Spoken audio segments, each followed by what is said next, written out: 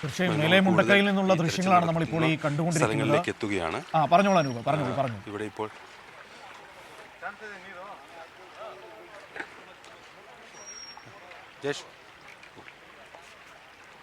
ഇവിടെ ഈ കിണറുകളെല്ലാം ഇങ്ങനെ മൂടിപ്പോയിട്ടുണ്ട്. അതുകൊണ്ട് ഈ രക്ഷാപ്രവർത്തകർ നമ്മോട് ഒരു ജാഗ്രത കാണിക്കാൻ നിർദ്ദേശിക്കുകയാണ്. സൂക്ഷിക്കണേ അനൂപേ, സൂക്ഷിക്കണം. അത് ഇന്നലെയും പറയുന്നുണ്ടായിരുന്നു. ചെളിയടിച്ച കിണറുകളുണ്ട്, വളരെ അപകടം പിടിച്ചാണ്. സൂക്ഷിക്കണേ, വളരെ സൂക്ഷിച്ചു നിൽക്കണം.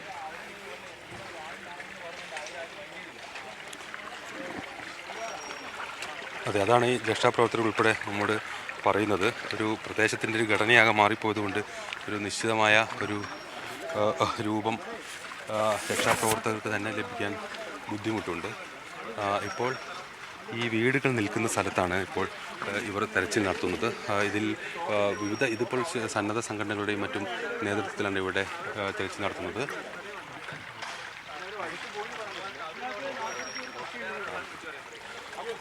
ഡോഗ് സ്ക്വാഡിൻ്റെ നേതൃത്വത്തിൽ, അതായത് മൃതശരീര ഭാഗങ്ങൾ മണ്ണിനടിയിലുണ്ട് എന്നുള്ള നിഗമനത്തിൻ്റെ അടിസ്ഥാനത്തിൽ സ്നിഫർ ഡോഗുകൾ ഉൾപ്പെടെ ഈ മേലെ മുണ്ടക്കയിൽ തെരച്ചിൽ നടത്തുകയാണ്.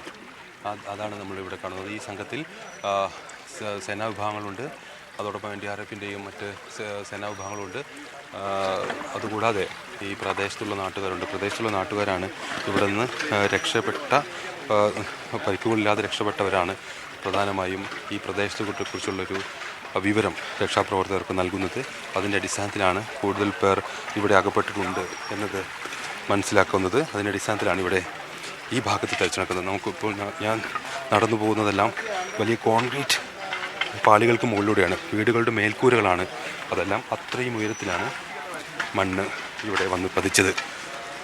അപ്പോൾ ഈ വീടിൻ്റെ മേൽക്കൂരകൾ കോൺക്രീറ്റ് കട്ടറുകൾ ഉപയോഗിച്ച് മുറിച്ച് വേണം വീടിൻ്റെ ഉള്ളിലോട്ട് കിടക്കാൻ. വ്യക്തമായിട്ട് നമുക്ക് കുറച്ചുകൂടി വ്യക്തമായിട്ട് കേൾക്കാൻ കഴിയുമായിരുന്നു.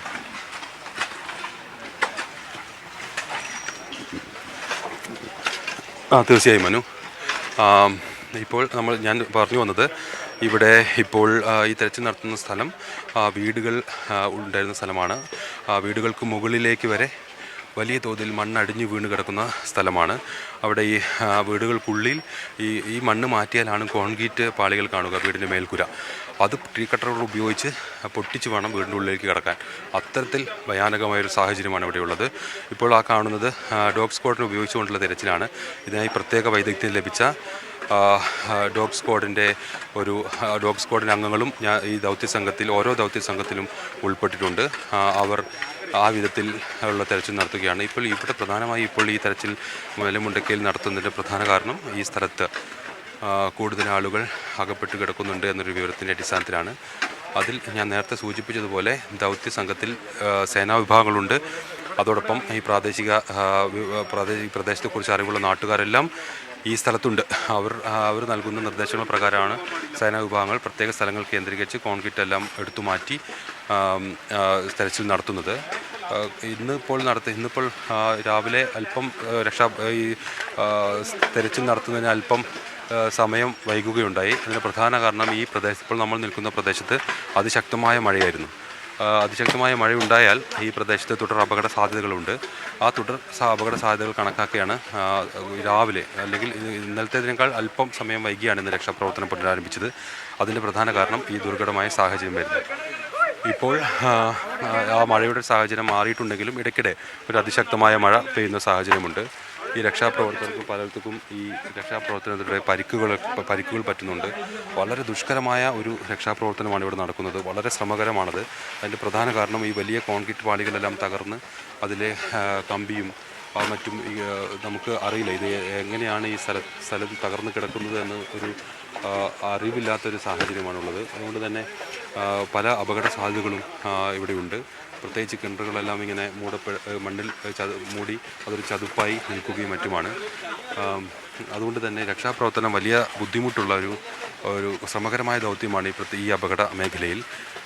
അതെല്ലാം മറികടന്നാണ് നിരവധിയായ രക്ഷാപ്രവർത്തകർ. ഇന്ന് 1200-ലധികം രക്ഷാപ്രവർത്തകർ ഈ സ്പോട്ടുകളിലുണ്ട് എന്നാണ് ജില്ലാ കളക്ടർ അല്പസമയം മുമ്പ് പറഞ്ഞത്. എല്ലാ സംവിധാനങ്ങളോടുകൂടിയും സുരക്ഷാ ക്രമീകരണങ്ങളോടുകൂടിയുമാണ് ഈ രക്ഷാപ്രവർത്തനം ഇവിടെ പുരോഗമിക്കുന്നത്.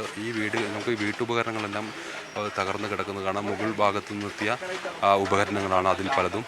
ഇവിടെയുള്ള വീടുകളും വീട്ടുപകരണങ്ങളും അവരുടെ വളർത്തുമൃഗങ്ങളും എല്ലാം ഈ രീതിയിൽ നാമാവശേഷമാക്കിയാണ് മലവെള്ളം താഴോട്ട് കുത്തിയൊലിച്ച് പോയത്. ഇപ്പോൾ നിൽക്കുന്ന സ്ഥലത്തേക്കൊന്നും ഒരിക്കലും വെള്ളം കയറി വരുമെന്ന് പ്രതീക്ഷിക്കാനാവില്ല. ഇതൊരു കുന്നിൻ്റെ മുകളിലാണ്. യഥാർത്ഥത്തിൽ ഇതൊരു കുന്നാണ്. ആ മുണ്ടക്കൈ ടൗണൊക്കെ നിൽക്കുന്നത് ഒരു കുന്നിൻ്റെ മുകളിലാണ്. അത്രയും ഉയരത്തിലാണ് മലമുകളിൽ നിന്ന് വെള്ളം എത്തിയതെന്ന് ഞാൻ പറഞ്ഞാൽ അത് ഏത് തരത്തിൽ എങ്ങ് വിശ്വസിക്കുമെന്ന് സംശയമുണ്ടാകും. ഞാനിപ്പോൾ നിൽക്കുന്ന ഭാഗത്തു നിന്ന് ഈ തോടൊഴുകിയ സ്ഥലത്തേക്ക് ഇതൊരു താഴ്ചയുള്ള പ്രദേശമാണ്. ഇതൊരു മലഞ്ചെരിവാണ്. ഇവിടം വരെ വെള്ളം കുതിച്ചെത്തി ഈ വീടുകളെയെല്ലാം തകർത്തെറിഞ്ഞു എന്ന് പറഞ്ഞാൽ അത് നമുക്കിപ്പോൾ പറയുമ്പോൾ അത് വിശ്വസിക്കാനാവുന്നില്ല. അത്രയും ഒരു തീവ്രവും ആഘാതവും ഉള്ള ഒരു ദുരന്തമാണ്, മഹാദുരന്തമാണ് ഇവിടെ സംഭവിച്ചത്. ഇനിയും ആളുകളെ കണ്ടെത്താനുണ്ട്. ഓരോ മേഖലയിൽ നിന്നും ഓരോ വീടുകളിൽ നിന്നും ഇനിയും ആളുകളെ കണ്ടെത്താനുണ്ട്. അതിനായുള്ളൊരു ശ്രമം തീവ്രമായി ഈ മേഖലയിൽ നടക്കുകയാണ്. ഡോഗ് സ്ക്വാഡിൻ്റെയും അതോടൊപ്പം മറ്റ് സേനകളുടെയും എല്ലാം സേവനം ഇവിടെ ഉണ്ട്. ഏറ്റവും പ്രധാനപ്പെട്ടത് ഇനി ഈ മണ്ണിനടിയിൽ കുടുങ്ങിക്കിടക്കുന്ന മൃതശരീരങ്ങൾ കണ്ടെത്തുക എന്നുള്ളതാണ്. അങ്ങനെയെങ്കിൽ അതിന് റഡാർ സംവിധാനങ്ങൾ ഉൾപ്പെടെ ആവശ്യമായി വരും.